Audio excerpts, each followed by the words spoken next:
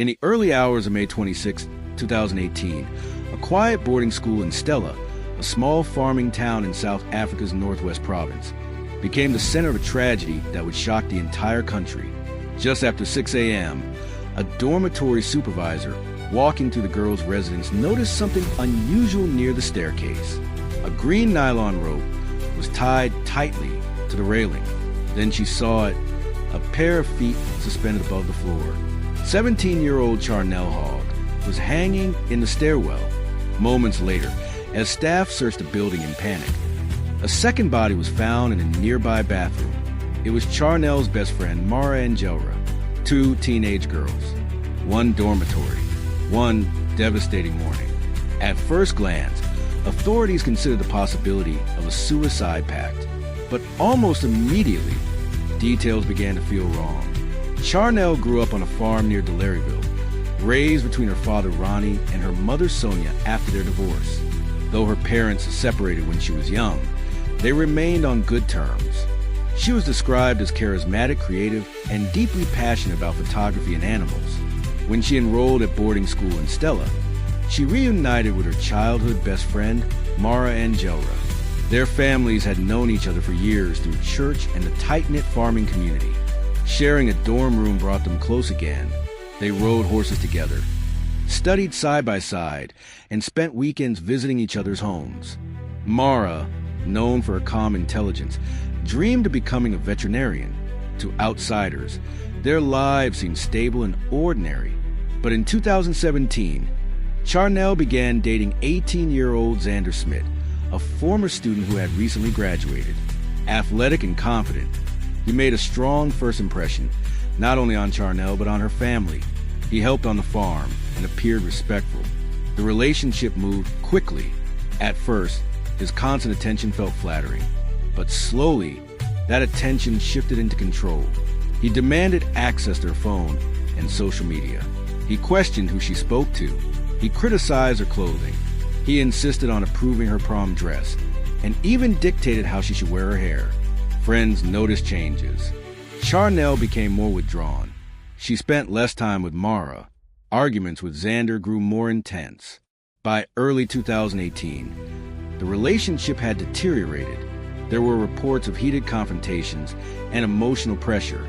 Eventually, Charnel ended it. For Xander, the breakup was not an ending. He sent relentless messages.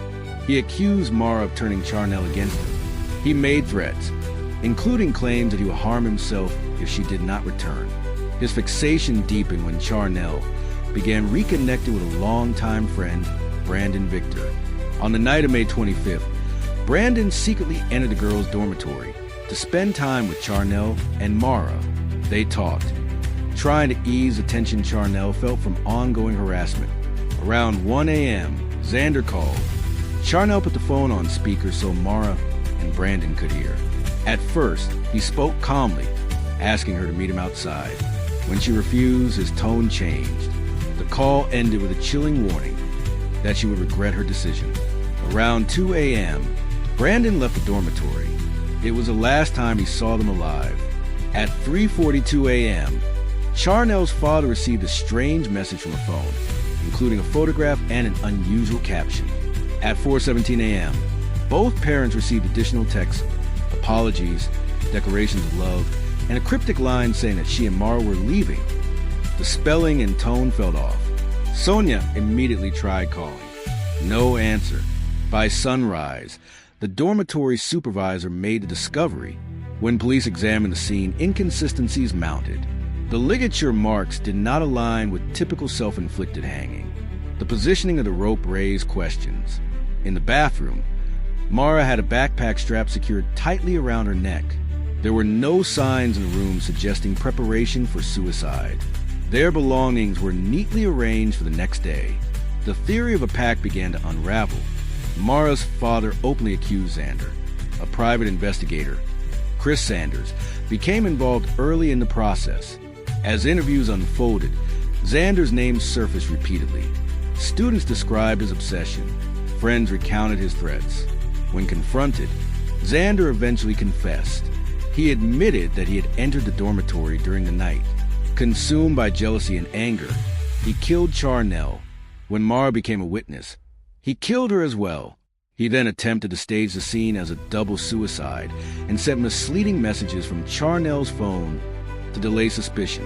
Investigators recovered digital evidence supporting premeditation, including threatening communications and testimony from acquaintances who recalled his angry statements days before the murders.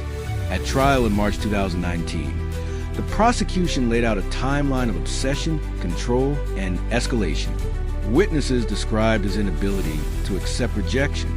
The defense argued that his confession had been pressured, but recorded statements and forensic evidence contradicted that claim. Xander Smith was convicted and sentenced to 2 life terms. For the farming communities of the Northwest Province, the case left deep scars. 2 young women, inseparable since childhood, lost their lives in an act driven by possessiveness and rage. Charnel and Mara were laid to rest beside one another. What began as what appeared to be a shared tragedy was ultimately exposed as calculated violence disguised as despair. And the warning signs, jealousy framed as love, control disguised protection, had been there all along.